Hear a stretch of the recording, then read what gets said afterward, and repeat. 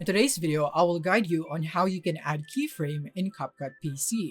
So let's get started.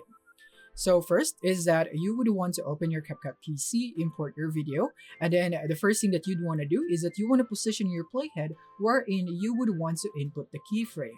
So let's say we would want to input it at the beginning. So position this playhead at the beginning, right there.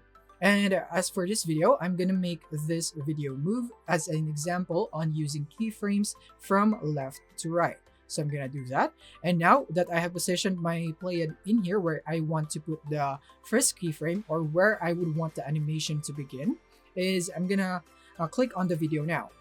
Next is that I would navigate here in the top right where you can see these options. And as you have noticed here on the right side, these are your keyframe icons. So in here we can customize or add a keyframe to the scale, uniform scale, or position, rotate. As long as you have this diamond icon, you can add a keyframe for that option. Same goes when you go to the other options, like maybe in the adjustment. As you can see when you scroll down, you also have keyframe icons in here.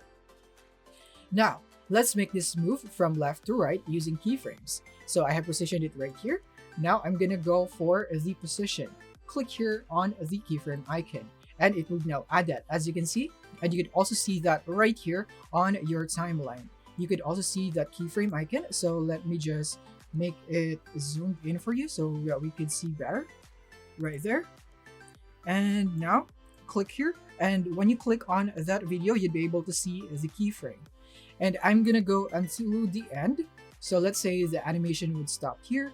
And from here at this point of time is that I would want the position to be this amount right here. So I would like to drag the video in here.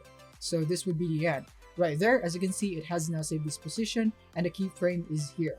You can see that there. And then as for the beginning, I'm just gonna change this, that it's moving this way right here. So it would be like something like this. So let's play it.